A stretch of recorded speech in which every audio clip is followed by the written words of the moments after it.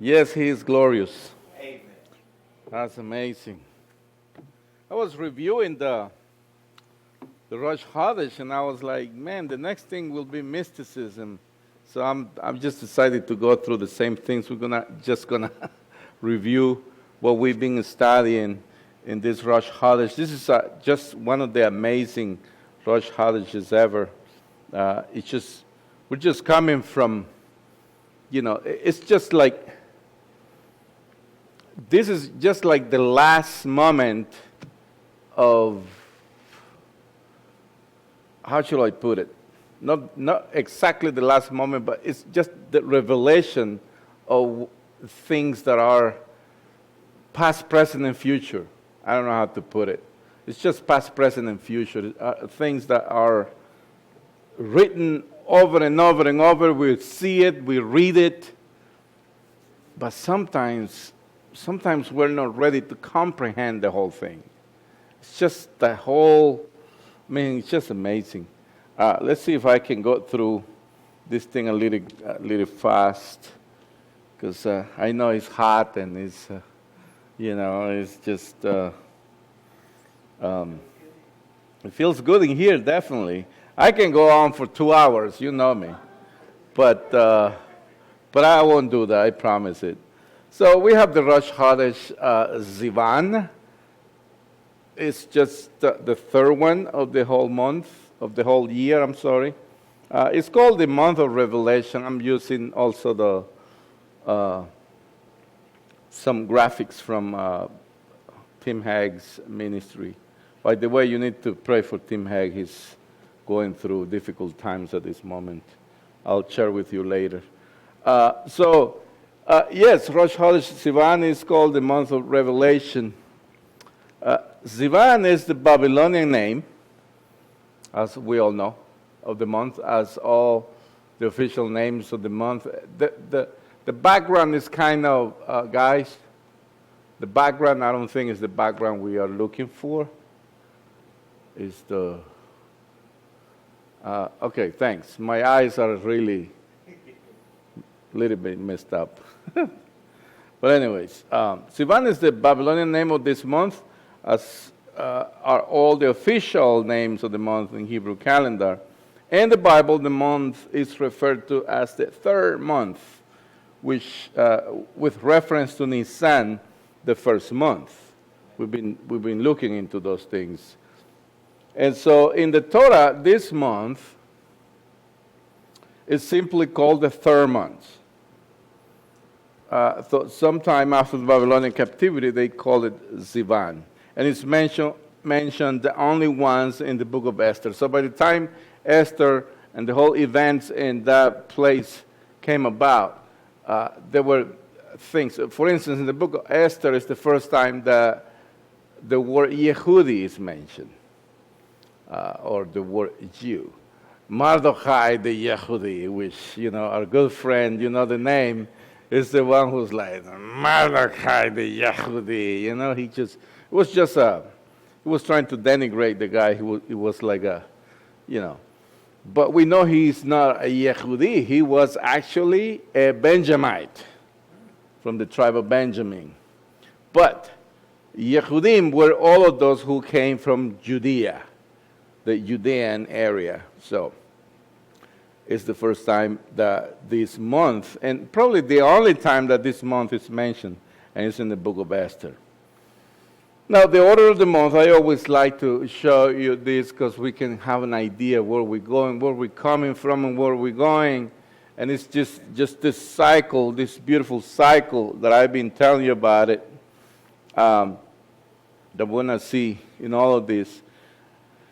I'm just going to get right to here. Yes, that's the whole rings and things I've been telling you about. But before, I like to show you some of these things, which are really amazing. The month of Sivan brings to a close of the Omer period. And at the end of its first week, we celebrate Shavuot. At the end of this week, we're going to celebrate Shavuot.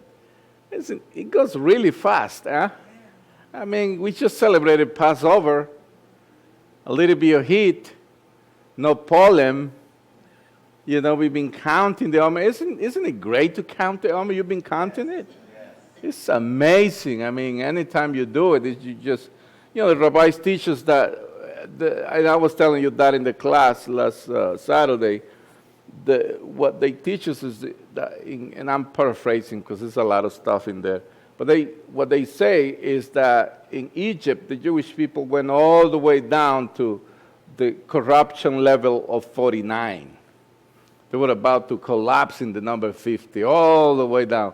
So by the time they went out of Egypt, they started to get the levels, different levels, all the way up back to God, and which they'll be ready to receive the Torah at the number 50. It's a lot of numbers, and it's nothing mystical with it. And so, you have, with Yeshua, you have the third day, which is the day he was resurrected. Then you have the 7 days of the leavened bread festival. Then you have also the 40th day, which is the one he not resurrected, but ascended to heaven, it should be very important in our communities to celebrate as well. The 40th day is the ascension, and it's as important as the resurrection, as the whole thing, the birth, the ministry, the teachings, resurrection, ascension, everything. And so, and then he's giving the order to the disciples, wait for the gift that is going to be given to you on that specific day, which is Shavuot, or Pentecost for the Greek community then. And so you have this opportunity to just look in past, present, and future of all these events. These are things, shadows of things to come. We're still going to see more things that we are not probably ready to see, but we're going to see many, many things that are not. If you keep reading and adjusting to the times and ceremonies and festivals and all of this, if you leave these Torah and this word as your own, I'm assure you're gonna have a life changing. It's gonna be amazing. It's gonna be awesome, and a lot of troubles and things that are out there are gonna be just like whatever. It's just Anyways, the first few days of Sivan are considered special, starting it today. Today is one of the most important days. The first day, of course, is Rosh Chodesh, the minor holiday. Minor, I don't call it minor, but it's holiday celebrating the beginning of each new month. The second Sivan is known as Yom Dimiyuhat, the day of connection. Again, we're going to talk about those connections, those links connected to each other, because it connects Rosh Chodesh and the 3 days of preparation for Shavuot. So you have Rosh Chodesh tonight, then you have the following day you have tonight, tomorrow, of course, and then you have the second day, which is the link. Okay, the link is called the link for the 3 days of preparation. According to the Talmud, there is a deeper connection established on this day. For on this day, God says, "You shall be to me a kingdom of priests and a holy nation." Exodus 19:6. The next 3 days, Sivan 3, 4, and 5, are known as Shelosheh Yemei Hagbalah, the 3 days of restriction. As God commanded, "Go unto your people and sanctify them today and tomorrow, and let them wash their garments and be ready against the third day." Exodus 19, 10, 11. In remembrance of the Israelites' 3 days, preparation for Sinai, we too begin to get ready ourselves for Shavuot 3 days before. So it's important to prepare our hearts beginning tonight. Prepare everything. You know, I was joking around not to just show off, you know. I mean, you got to really not only understand it, but to feel it. You got to feel what is this connection to God. It's not an emotion. It's not a thing that I have to experience either. I mean, I was telling you about miracles. I believe in miracles, but they just don't impress me. You won't impress me by telling me, oh, there is a miracle. I know there's miracles. I know my God, you know. It's like telling me, United States is the best army in the world. I know that. You don't have to impress me with that. Yeah, it's okay.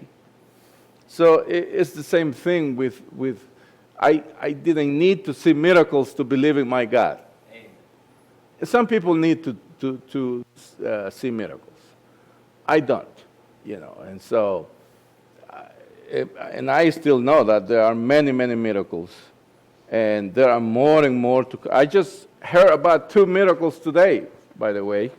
Somebody called me and they gave me their testimony. This person was crying. I was like, wow, amen, hallelujah, Baruch Hashem. Good for them, you know.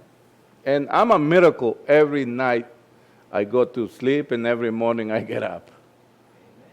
You know, because some people never get up. Some people don't have the privilege to be in many years. I just love when I see elderly people, because I'm like, wow, that's a blessing. It's really a miracle to be that age, you know. After 70s, 80s, 90s, and 100s, wow, I mean, it's a lot. So when they say, oh, you are in the middle of the age, 55 is not the middle, my friends. It's more than the middle. I don't think I'm going to make it to 100 years, so. Anyways, the Shabbat before Shavuot, I'll just tell you about those things. The Shabbat before Shavuot is called Shabbat Challah. Challah. Don't, you know, some people call challah bread. Challah. It's not challah bread. It's challah bread. It's a difference. Challah or challah is the name given in some traditions to the Shabbat before any bride's wedding. There is a Shavuot imagery that perceives Sinai as the marriage between God and Israel. On Erev Shavuot, it's customary to go to the mikveh, ritual bath, to purify ourselves before Sinai. Now, I was telling you about this. As the Omer draws to a close, our steps lead us closer to Sinai. We try to get ready as best we can to stand before the mountain. We shall be afraid, and once again tell Moses, it is too much. You tell us what God is saying, or whether we shall pierce the fiery cloud surrounding the mountain and hear the voice that has something special to say to each living soul. And these people were afraid to get close to the mountain. They were really afraid. So we're really getting ready. We are ascending. We are ascending. I was telling you last time about what this is, and the best way I can put a graphic on it is this ladder, you know, of our souls going up, forward and going up. Every time we do a mikvah, every time we pray, every time we do a festival, every time we do something for the Lord, even when we are by ourselves. The best way to worship the Lord is when you do a mikvah, even when no one is watching you. Okay, that's the best way. Anytime you do a mikvah, you're worshiping the Lord. Amen. With or without witnesses around you. Of course, there will be witnesses that will see you. You are the witness. And these people will see you, and they will try to imitate what you're doing before the Lord, which is amazing. So anytime we celebrate His holidays, we are closer to God. Shavuot is the revealing of the Torah according to a lot of tradition. Shavuot, Pentecost, the Feast of Weeks, of course, on the 6th day of Sivan, and on the 7th day of Sivan for those observing 2 days in the diaspora. It celebrates the giving of the Torah, God's gift for the Jewish people, which is the guide for how we are to live in this world. The Torah is the spelling out of the details of the covenant that, while initiated by the events of Exodus, is agreed upon and sealed at Sinai. Sinai is more than the receiving of the Torah, it is the experiencing of the divine, an experience shared by all the Jews of all time. For each of us was there and heard the voice of Sinai. While theologians and scholars may debate what actually happened at Sinai, for the religious believer, Sinai is central to both beliefs and practice. To believe in a God who cares about this world and expects us to strive in our lives to practice what is good and just. There is a controversy with the dates and this and that, but I'm not going to go into there. So let's read this text. It's really cool. This is the biblical Shavuot. The biblical Shavuot is right there in Exodus 19:1.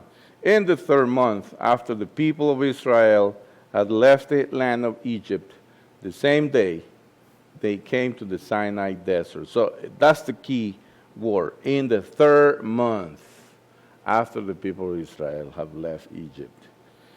And then you see in verse 2, after setting out from Rephidim and arriving at the Sinai desert, they set up camp in the desert.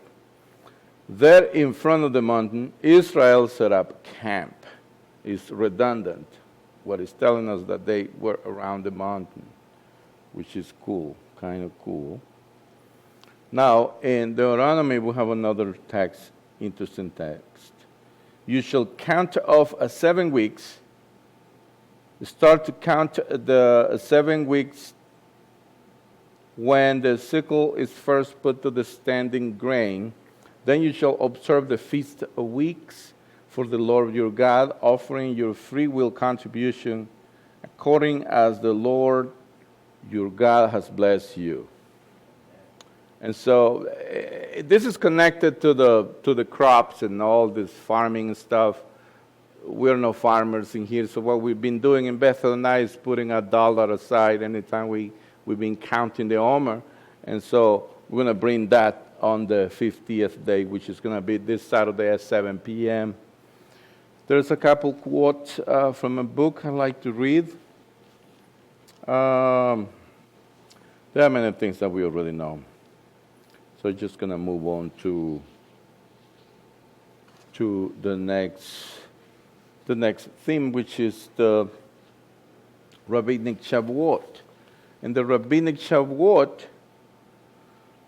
and this is from a book, it's called Living Judaism, The Complete Guide to Jewish Beliefs, Tradition, and Practice by Rabbi Wayne Dosick, Ph.D.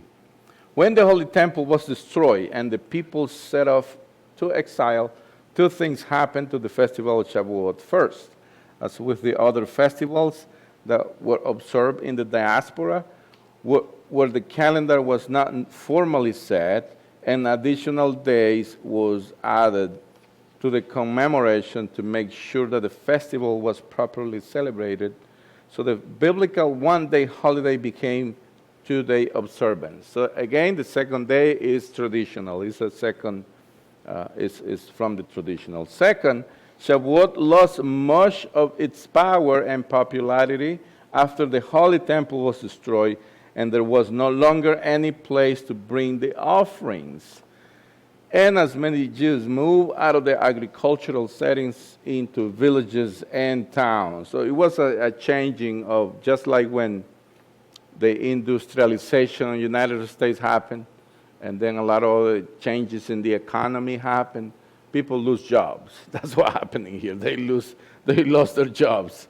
And so what was become of a biblical mandated holiday that was being increasingly ignored to reinfuse Shavuot with meaning and with loyal observance. The sages thought that Shavuot is really much more than an agricultural festival. So they needed to add the spiritual realm, the spiritual thing onto it. With some creative mathematics, in their way of counting the time in the biblical account, the sages determined that it was exactly 7 weeks, the exodus from Egypt and the revelation at Sinai.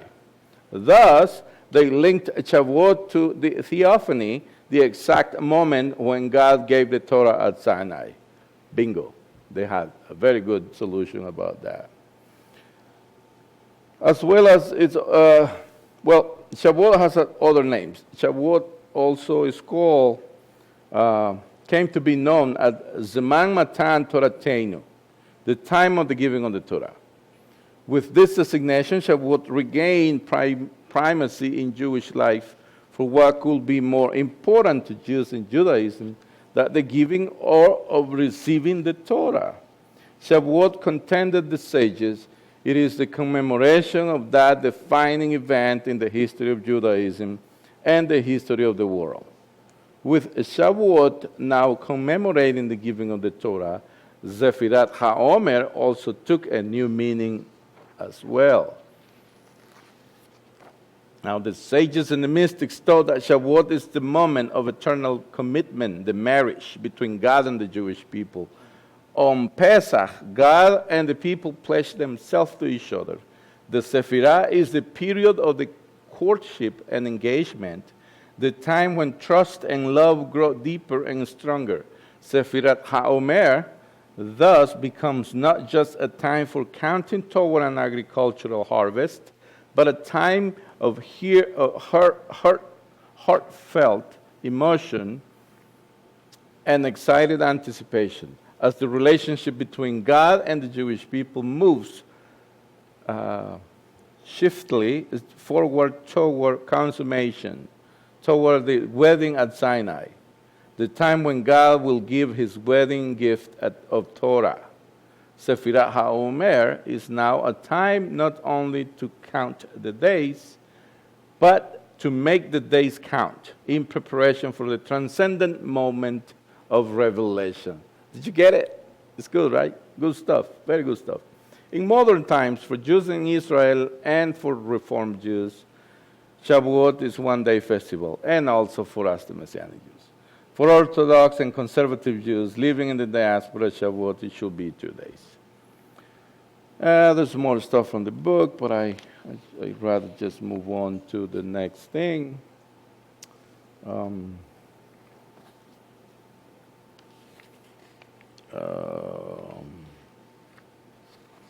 Yeah.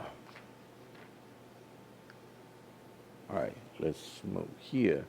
One strong connection between Pesach and Shavuot is that the counting of the Omer serves as a chain linking the two festivals. No other festival are connected so emphatically.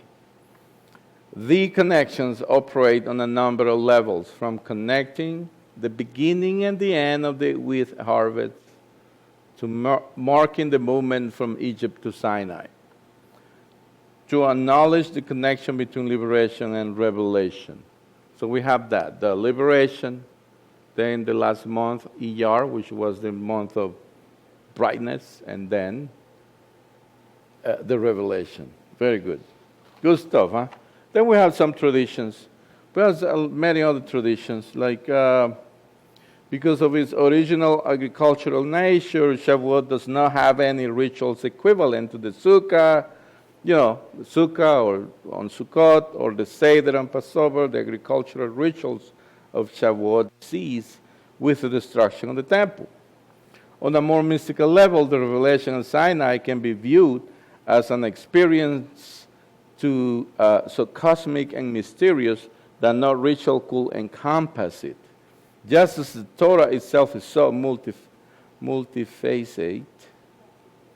Thank you. That. I'm just worried about some words that will came out. Anyways, that it eludes any attempt to delineate it.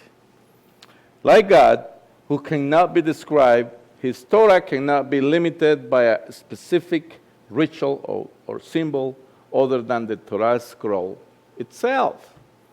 So it's very, there are things that you cannot see, but you have to feel it. Still, we have, like decorations. People decorate put a lot of green stuff in the congregations.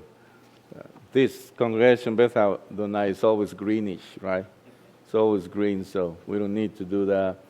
A number of customs have arisen for Shavuot, the oldest of which are the decorating of the synagogue and home with green plants, branches, and even trees, and the eating of dairy foods, a lot of dairy foods, a lot of milk, cheeses, and things.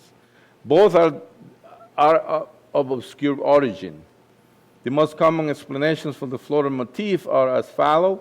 The area around the mountain Sinai was green, according to the implication of neither let the flocks or herds graze. So this is probably greenish. There was probably some bushes and things, because animals love to eat plants and stuff like that. According to one tradition, the day of judgment for trees is Shavuot. Ah, interesting. It's the hottest day, huh? Poor trees.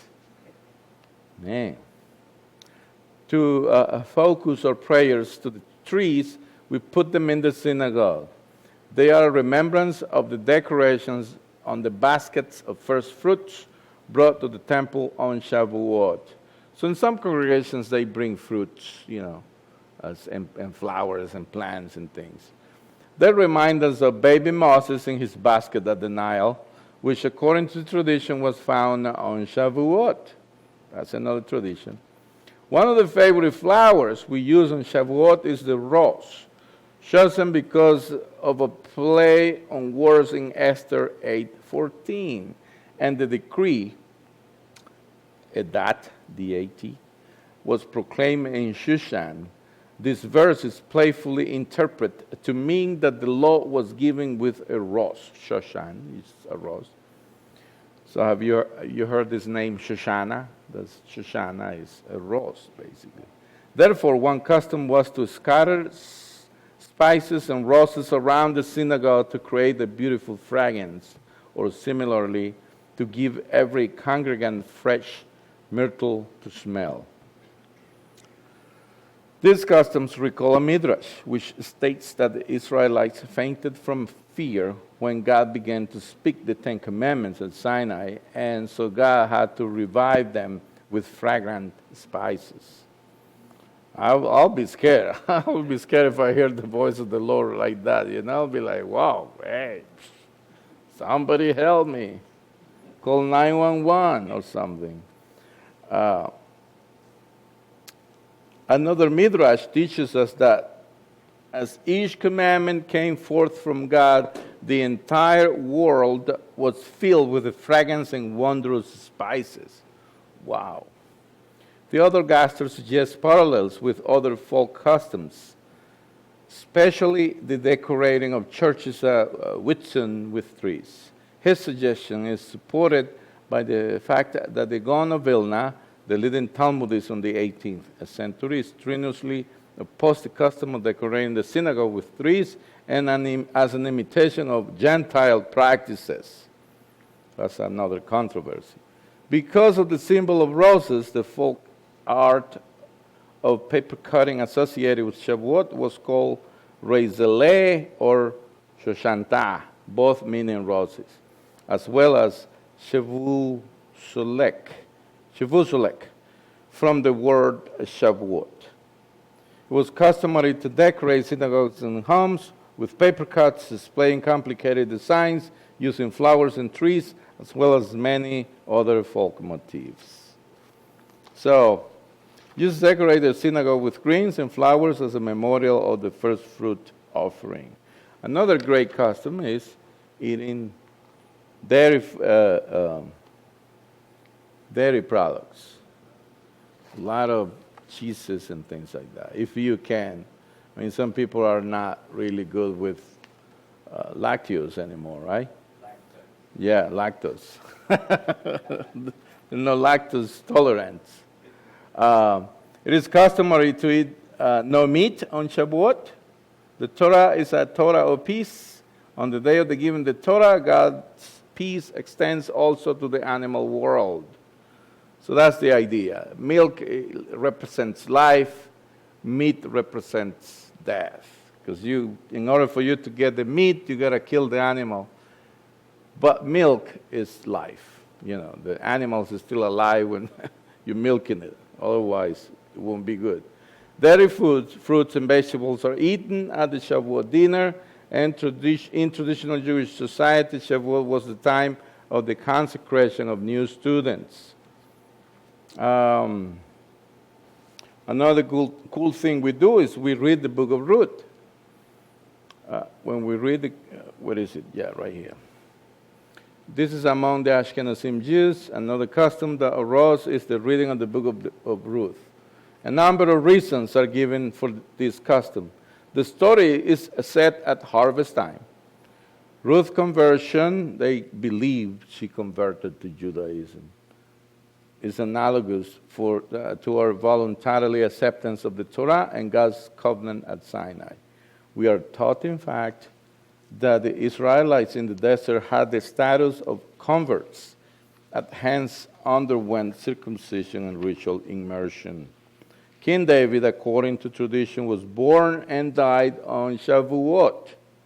The book of Ruth ends with the genealogy from Ruth down to King David. Reading Ruth means that the totality of the Torah is celebrated on Shavuot. For Ruth is part of the Ketuvim, the writings that together with the Torah and the prophets compose the whole Bible. Most commonly, the book of Ruth is read without a blessing during the morning services of Shavuot, on the second day for those observing 2 days of Shavuot. The Edward Greenstein, from the book The Jewish Holidays, it has another a good set of things. True Shavuot is the only one of the 3 pilgrimages that had no historical connection with the Torah itself. Historical and comparative studies show that all 3 festivals, Pesach, Shavuot, and Sukkot, originated as nature rites and later took on a historical association with the Exodus and wandering period. Being proximate in time to the Sinai revelation, Shavuot could hardly resist such a connection. The 2 themes of Shavuot, harvest and revelation, come together most poignantly in the book of Ruth, which we read on Shavuot. The renewed fertility of the earth and the ensuing harvest parallel and anticipate the fulfillment that is delivered to the Israelite woman Naomi and her Moabite daughter-in-law Ruth. Ruth inaugurates this process of fulfillment by embracing the Israelite covenant. Where you go, Ruth tells Naomi, I go. Where you lodge, I lodge. Your people is my people, and your God is my God. We too embrace the covenant again each year on Shavuot. Isn't it great?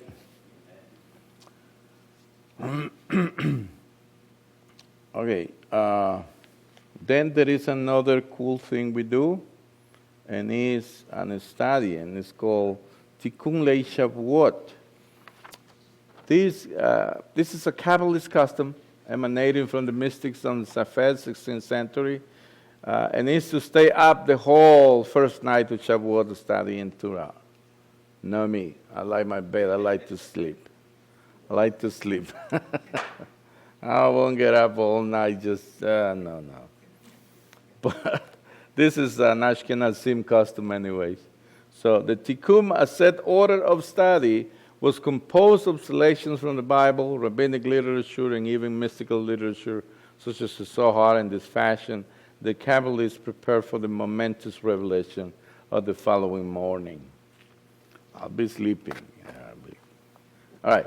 The practice of staying up all night is in a stark contrast to that of the Israelites at Sinai, who, according to tradition, slept late that morning. That's what I'm talking about. They slept late that morning, and had to be awakened by Moses. I'll wait for Moses to wake me up, or my phone, or my wife, whatever. In atonement for this, Jews know that nowadays to stay awake all night. They were sleeping. Why I had to be awake? Anyways, the sense of preparation for Sinai is heightened by the mystical tradition holding that the skies open up during this night for a brief instant. Woof. At that very moment, we are told God will answer any prayer. He answers prayers anytime, so that's great. This is just tradition, which is cool.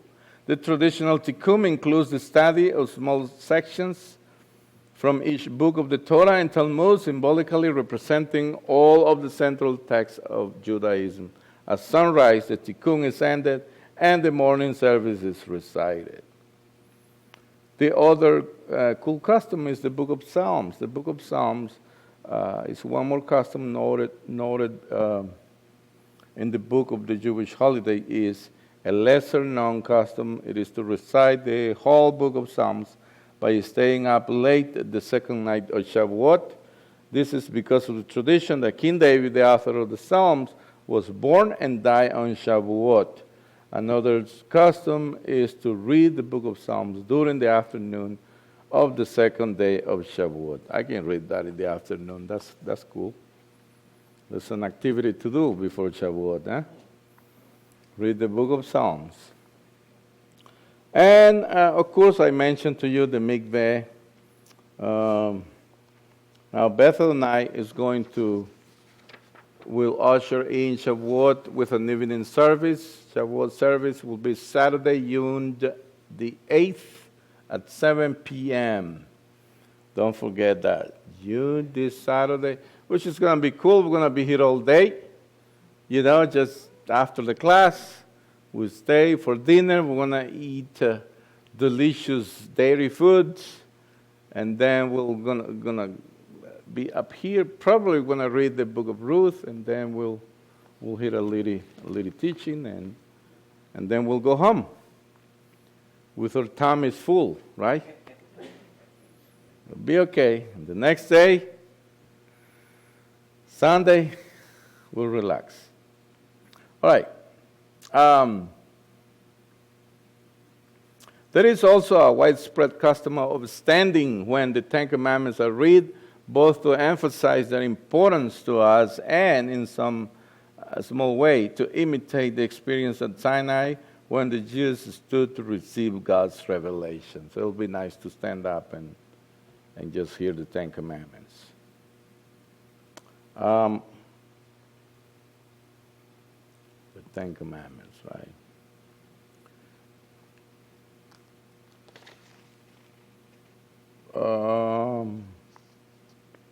So we already mentioned the study all night, the tractates. They read the 60 tractates of the Talmud, not the 60, but different portions of it.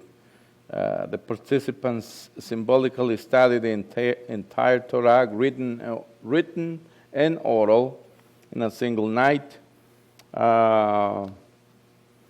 Hence the term tikkun, which is repair, which the mystics used to describe the healing of the shattered relationship between God and the world. So that's a cool thing. Tikkun olam, repairing the world. It's something that we do when we study the Torah, when we study the world, because something gets into our hearts, our minds, and then we practice it. When we practice it, we proceed to do mikvahs, and those mikvahs are repairing the world. Not only repairing you, me, but repairing somebody who is crushed, who is not good spiritually. So we fix somebody else's lives by studying the Torah and putting it in practice. In modern times, many Jews cease to observe Shavuot because of different things. In Germany, for instance, attempt to revive the festival by making it an occasion for new ritual of confirmation.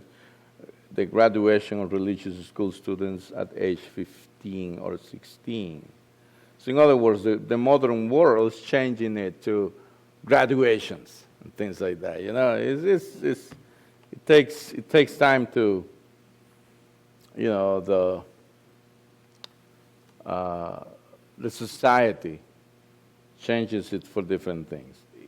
Nothing wrong with that. It's just keep in mind that when you're doing that, you also think about the receiving of the Torah and Tikkun Olam at the same time. I mean, participating in those graduations is great, but at the same time, make your mind fixed to repair the world all the same time. In Reformed congregations today and in some conservative congregations, confirmation is the most significant ritual of Shavuot.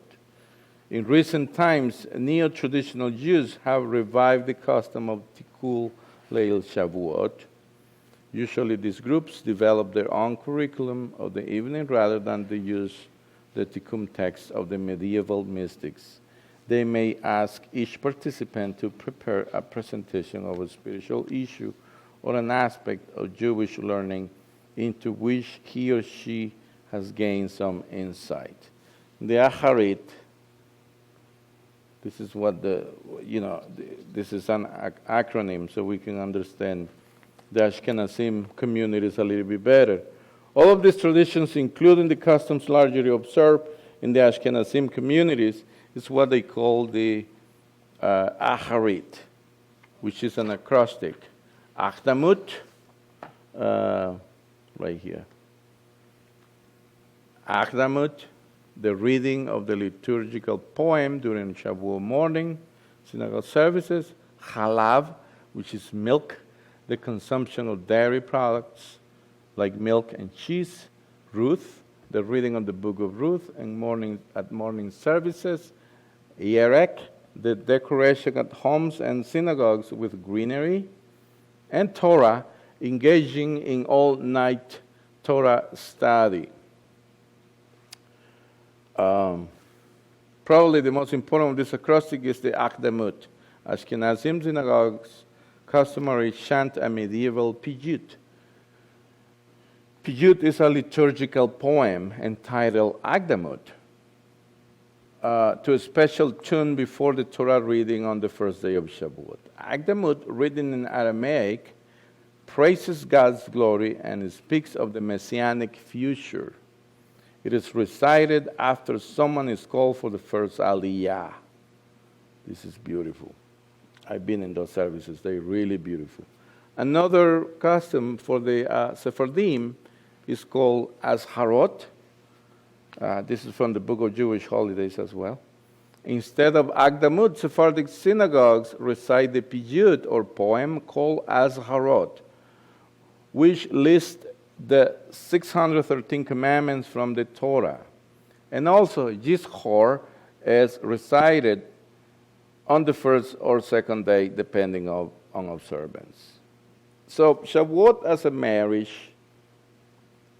Some of the sages also envision the Torah as a ketubah, or marriage contract, between God and Israel. So one of the most beautiful images of Shavuot is that of the marriage between God, the groom, and Israel, the bride.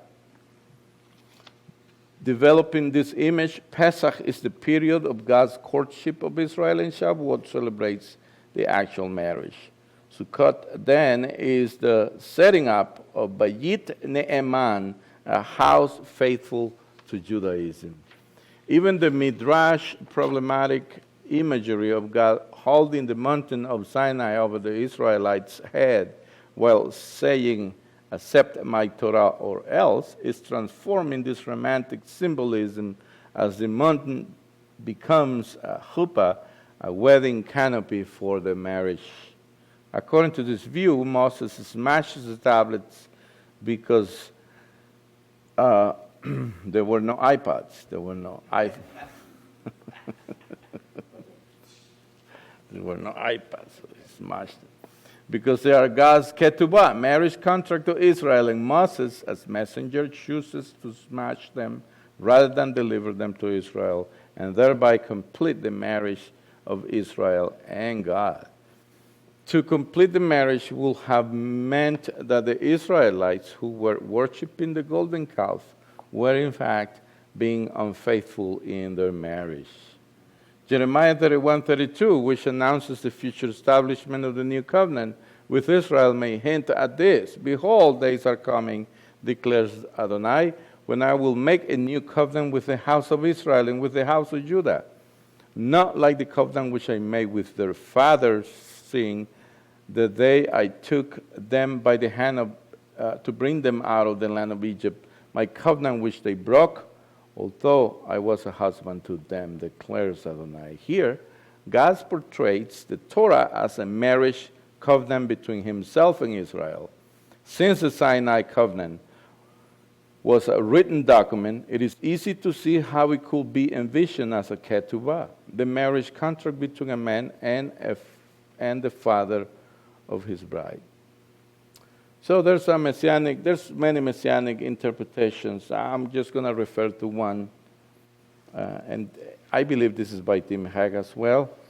With this background in view, it is most interesting that God chose the festival of Shavuot to be the time when he, in accordance with Yeshua's promise, according to Luke 24:49 and Acts 1:4, will send forth his Spirit to empower his disciples to evangelize the nations, thus gathering together the elect and all the peoples to join the remnant of Israel in the salvation procured by Yeshua. It was by the power of the Ruach HaKodesh that promise made to Abraham, in you all the families, nations of the earth shall be blessed, will be fulfilled, that the light of the Torah will reach even the most remote parts of the world. For instance, like Isaiah 42:4 and Acts 1:8. Not only did the outpouring of the Spirit on the Shavuot link the work of the Spirit with the giving of the Torah and God's purpose to bring the elect to the nations to hear and receive its revelation, it's also linked the presence of the Spirit with the concept of a covenant of marriage between God and his chosen people. In Ephesians 1:13-14, Paul teaches that the indwelling Spirit is himself a guarantee of the believer's final redemption. In him, Ephesians says, Messiah, you also, after listening to the message of truth, the gospel of your salvation, having also believed, you were sealed in him with the Holy Spirit of promise, who is given as a pledge of our inheritance, with a view to the redemption of God's own possession to the praise of his glory. So note that Paul uses two metaphors in regard to the presence of the Holy Spirit and the life of the believer. Okay, so like the Ketubah marriage contract, which was a legal document securing the future measure of the bride and groom, so the presence of the Holy Spirit in the life of the believer is a sure guarantee for the believer has become into a covenant relationship with God through his Messiah Yeshua, a covenant that will in the future be fully realized. So in conclusion, as we celebrate Shavuot this year, we're celebrating, remembering this Saturday. We need to understand all these things, all the days and preparations and so on. I like to read this. It's kind of a statement from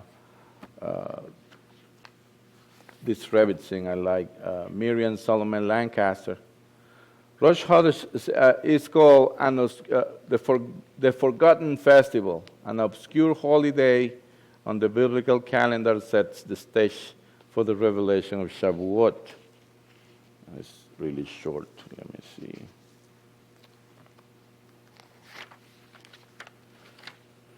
Rosh Chodesh Sivan is a small event that will always and inevitably be overshadowed by the grandeur of the celebration of Shavuot. Today is overshadowed by the grandeur of the celebration of Shavuot, which follows shortly after. Rosh Chodesh Sivan is the beginning of the third month on the biblical calendar. Rosh Chodesh means head of the month. It refers to the new moon, which marks the beginning of the biblical month. Every Rosh Chodesh has significance because the Torah designates the new moons as appointed times. They are leading festivals in God's calendar. The new moon of the month of Sivan has extra significance because Rosh Chodesh Sivan serves to commemorate the people of Israel's encampment at Mount Sinai, while also helping to remind us of the important aspect of our faith communities. And there's the verses we read, Exodus 19, 1 to 2. The singular form of the Hebrew word for camped is used. According to the sages, this is meant to imply that the people of Israel were in a state of such unity and mutual love that their spirit was like that of one man. The sages emphasize the importance of the spirit of unity in saying that Israel was not able to receive the Torah until they came together as a community without quarrel. Both Rosh Chodesh Sivan and the celebration of the giving of the Torah, or Shavuot, are continuously paired with a theme of spiritual unity and love. When in Acts 2, the apostles were gathered together in Jerusalem to celebrate the Pentecost, they are described in a way that reflects the description that was given of the people of Israel at Mount Sinai. And when the day of Pentecost was fully come, they were all with one accord in one place. Acts 2:1. The singular form of that word is again used to describe a group of people that has become so united that their spirit is like that of one person. It is obvious that love and unity within a community is a large and important part of both Rosh Chodesh Sivan and the festival of Shavuot. During the month of Sivan, we should not only focus on remembering the giving of the Torah at Mount Sinai, but also make an effort to bring our communities to a place of unity and peace. As a community of believers who frequently face the challenges of internal friction and bitter disagreement, we will be unable to progress forward and in our faith until our community has come to a place of peace and love and is united under one spirit. As we prepare for Shavuot this year, let's enter the spirit of Rosh Chodesh Sivan and set aside our differences. Good thing we don't have differences here in Bethel and I, right? These are communities like in Mars. Philippians, I'll finish with this. Philippians 2:2-1. Therefore, if there is any encouragement in Messiah, if there is any consolation of love, if there is any fellowship of the Spirit, if any affection and compassion, make my joy complete by being of the same mind, maintaining the same love, united in spirit, intent on one purpose. Chodesh Tov. So this is great. So I hope you got something out of these 50 pages plus 40 I got here. I mean, we are Messianics, and as Messianics, we need to read. We need to read, we need to study. You know, just when I'm spending time in the internet, I'm like, what am I doing? I'm just shut it off and open my Bible. I mean, I just bought another Bible, people. And it's because this got what they call it, giant print. Can't see no more. So I don't know what's after giant. Super giant, Godzilla print, or something like that. It kind of be like, whoa. I mean, I'm happy with it. But anyways, we got to read, practice, study the Torah. I mean, it's just, sometimes it can be boring or you can be exhausted. You can be, let me tell you, if you can't read, audiobooks. Get an audio Bible. Some of you probably drive a lot, especially here in Atlanta. It's just exhausted and it's, I mean, it's frustrated to drive here in Atlanta. Some of you probably drive to other states, other places that are 1 hour, 2 hours away. Get an audio Bible. Listen to the Bible. Stop listening to the news and other things that are not going to be, you know, they're just passing by. Those things are just passing by, creating more hate into our lives. Don't worry about it. You know, the world's going to collapse anyway. Don't worry about it. I mean, it's collapsing. There's nothing better, right? Nothing new under the sun. But my